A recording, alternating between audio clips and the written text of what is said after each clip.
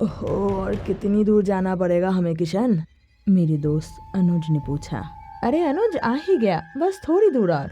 तो अनुज ने कहा, पिछले आधे घंटे से तू यही कहे जा रहा है, पर ये रास्ता तो खत्म होने का नाम ही नहीं ले रहा। मुझे तो लगता है तेरे साथ आकर ही गलती कर दी मैंने। अब तो लगता है कि अगर मैं शहर में छुट्टियां बिताता तो ज्यादा अच्छा होता। मैंने हंसकर कहा, पर मुझसे ज्यादा एक्साइटेड तो तू ही था मेरे गाँव आने के लिए। अनुज ने कहा, हाँ, पर मुझे पता थोड़ी ना था कि तू मुझे भूत की तरह भटकाने वाला है। मैंने इसके बाद कुछ नहीं कहा। अब आप सोच रहे होंगे कि आखिर हम जा कहाँ रहे हैं।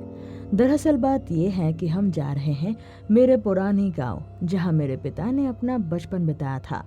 मैं इस गांव में पहली बार जा रहा हूं क्योंकि मेरे पिता ने मुझे उनका पुराना घर बेचने को कहा है। और जब मैंने इस बारे में अपने दोस्त को बताया तो वो भी गाँव जाने के लिए तैयार हो गया और अब हम रास्ते में हैं। वैसे हम आए तो यहाँ बस में थे, लेकिन मेन रोड से मेरा गांव थोड़ा दूर है। वहाँ पहुँचने के लिए हमें पैदल चलना पड़ रहा है और अब शाम हो चुकी है। थोड़ी दूर जाने के बाद अनुज ने कहा, किशन, जरा देख तो, वो कुछ घर दिखाई दे रहा है, क्या वो तेरा गांव है? मैंने उस तरफ देखा और कहा, पापा ने कहा था कि उनके गांव के नाम का बोर्ड हमें दिखेगा, पर यहाँ तो कोई बोर्ड नहीं है। तो अनुज ने कहा, अरे हो सकता है ना कि अब उस बोर्ड को हटा दिया गया हो। मैंने कहा, हाँ हो सकता है, चल वहाँ चलकर किसी से पूछते हैं। मैं और अनुज जल्दी से उस गांव की तरफ गए, लेकिन जैसे ही हमने उस गांव में एंटर किया, मुझे कुछ अजीब सा महसूस हुआ। वहाँ एक भी आदमी नजर नहीं आ रहा था। मैंने कहा, अनुज, यहाँ तो कोई नहीं दिख रहा है, किससे पूछूं? अनुज ने कहा, अरे शाम हो गई है ना, इसलिए कोई बाहर नजर नहीं आ रहा। चलना किसी के घर का दरवाजा खटखटा कर देखते हैं। मुझे भी अनुज की बात सही लगी, इसलिए मैं और अनुज आसपास देखने लगे और एक घर की तरफ जाने का फैसला किया। अनुज ने कहा, किशन, तू नॉक कर।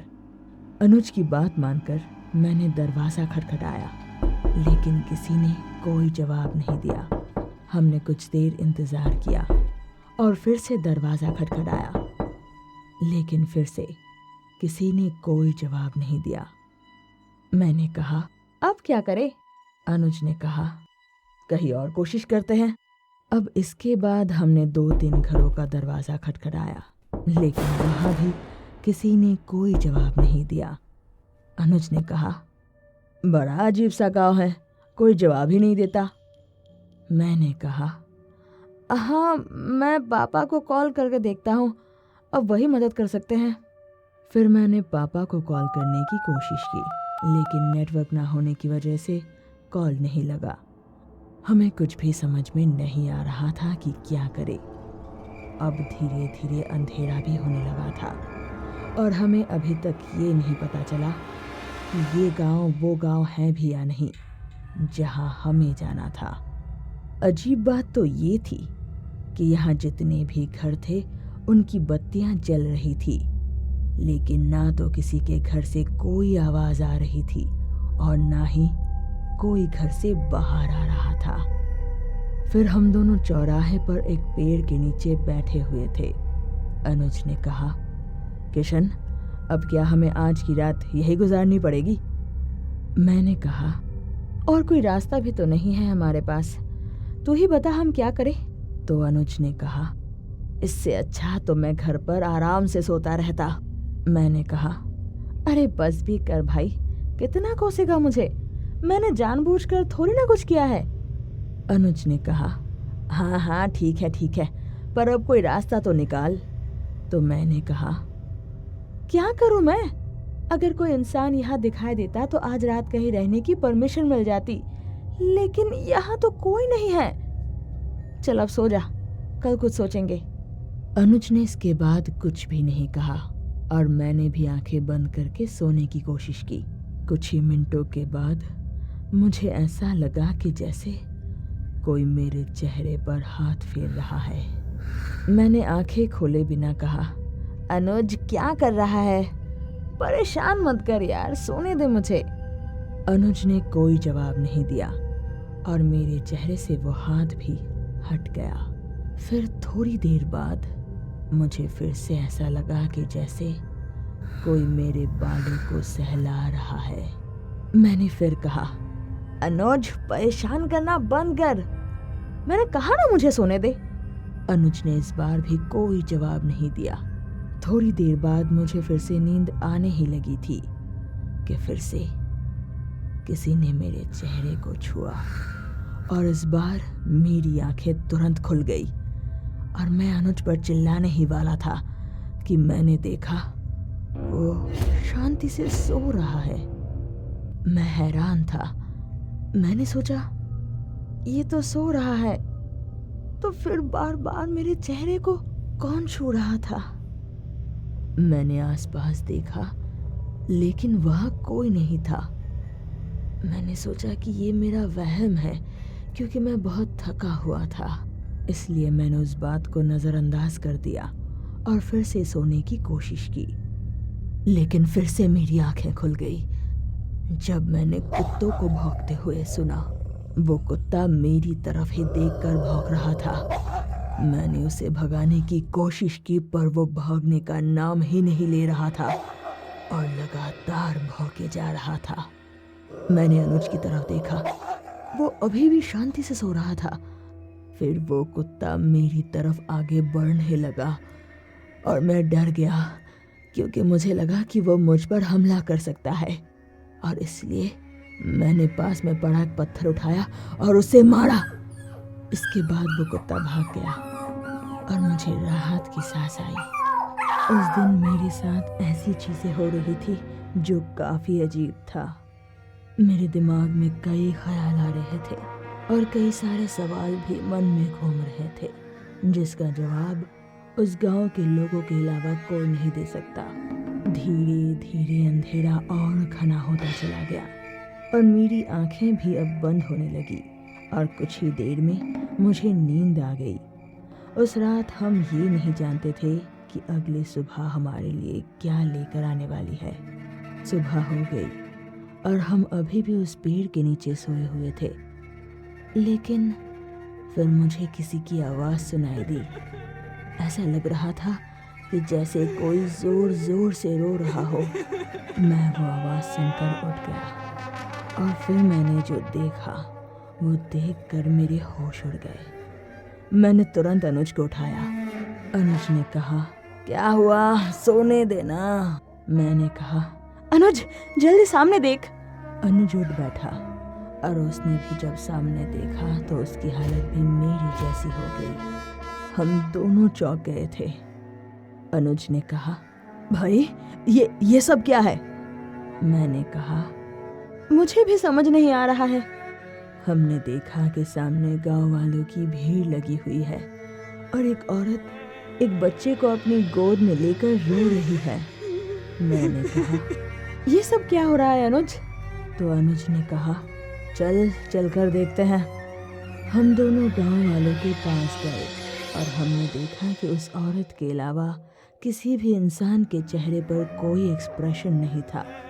वो औरत जोर जोर से रो रही थी और बाकी के लोग जैसे कि तमाशा देख रहे थे। मैंने वहां खड़े एक बुजुर्ग आदमी से पूछा, बाबा ये सब क्या हो रहा है? उस आदमी ने मेरी तरफ मुड़कर भी नहीं देखा। अनुज ने फिर उससे पूछा, अरे ओ बाबा, सुनाई नहीं दे रहा क्या आपको? आखिर हुआ क्या है यहाँ पे? उस आदमी ने फिर से कुछ नहीं कहा। अनुज ने कहा, लगता है इस गांव के लोग गूंगे भी हैं। यार किशन, चल यहाँ से, तेरे पापा का घर वो खुद आकर बेच लेंगे। मैंने कहा, अरे पर पता तो चलना चाहिए कि आखिर माजरा क्या है यहाँ। तू रुक, मैं बात करता हूँ। मैं फिर उस औरत के पास गया जो रो रही थी। मैंने उससे पूछा, क्या हुआ, आप क्यों रो रही हैं और इस बच्चे को क्या हुआ है? वो औरत लगातार रोए जा रही थी। उसने कहा, मार डाला, मेरे बेटे को मार डाला उसने। मैं और अनुज चौंक गए। हमने एक दूसरे के चेहरे को देखा। मैंने उससे पूछा, किसने मार दिया आपके बच्चे को? उस औरत ने कुछ नहीं कहा, बस और जोर जोर से रोने लगी। मैं और अनुज घबरा गए थे। मैंने हिम्मत जुटाई और फिर से पूछा, आप लोग कुछ बताएंगे कि हुआ क्या है? किसने मारा इस बच्चे को? कोई कुछ नहीं बोला, सब मूर्ति की तरह खड़े हुए थे। अनुज ने कहा, बड़े अजीब लोग हैं आप लोग, कोई कुछ बताता ही नहीं। किशन, छोड़ इन सबको, चल निकलते हैं यहाँ से। अब मेरे पास कोई रास्ता भी नहीं था, इसलिए मुझे लगा कि अनुज ठीक कह रहा है। मैं और अनुज वहां से जाने लगे, लेकिन फिर एक गांव वाले ने कहा, अच्छी बात है, चले जाओ वरना तुम दोनों भी मारे जाओगे। हम रुक गए और पीछे मुड़कर देखा। अनुज ने पूछा, क्या कहा आपने? वो आदमी हमारी तरफ आने लगा, लेकिन अभी भी उसके चेहरे पर कोई एक्सप्रेशन नहीं था। वो मेरे सामने आकर खड़ा हो गया और मेरे कंधे पर हाथ रखकर कहा, बहुत ताकतवर है वो, और उसके अंदर किसी के लिए कोई दया नहीं है, किसी को भी नहीं छोड़ती वो, उस बच्चे को भी नहीं छोड़ा। मुझे और अनुज को कुछ समझ में नहीं आया। मैंने पूछा, किसकी बात कर रहे हैं आप? उस आदमी ने कहा, समीक्षा, जो उस पेड़ पर रहती है। उस आदमी ने उस पेड़ की तरफ इशारा किया जिस पेड़ के नीचे हम सोए थे। तो अनुज ने कहा, क्या बकवास है, चल किशन, इनकी बकवास सुनने का हमारे पास वक्त नहीं है। हम जाने ही वाले थे कि उस आदमी ने मेरा हाथ पकड़ लिया और कहा, रजतपुर जाने के लिए निकले थे ना तुम दोनों? यही है रजतपुर। हम दोनों हैरान रह गए कि इन्हें कैसे पता चला कि हमें रजतपुर जाना था। मैंने पूछा, आपको कैसे पता चला? उस आदमी ने कहा, समीक्षा तुम्हें भी मार देगी, जाओ, चले जाओ यहाँ से। वो आदमी जाने ही वाला था कि अनुज ने उससे कहा, एक मिनट रुकिए, आप किस समीक्षा की बात कर रहे हैं? कौन है ये समीक्षा? उस आदमी ने पहले तो हमें घूर कर देखा और फिर कहा, एक ऐसी बुरी ताकत जिससे बच पाना मुश्किल ही नहीं, नामुमकिन है। इस पेड़ पर रहती है वो, इसके आसपास भटकने वाले को जिंदा नहीं छोड़ती वो। इस बच्चे के साथ भी उसने ऐसा ही किया। अनुज ने कहा, देखा किशन, कितना बड़ा झूठ बोल रहा है ये। अगर ये सच होता तो हमें क्यों छोड़ दिया उसने, जबकि हमने पूरी रात इसी पेड़ के नीचे गुजारी है। इनकी बातों को सुनना अपना समय बर्बाद करना है, चल यहाँ से। उस आदमी ने कहा, अजीब बात तो है कि तुम दोनों जिंदा हो, शायद तुम्हें अपनी जान बचाने का एक और मौका मिला है। गवाओ मत इसे और जाओ यहाँ से।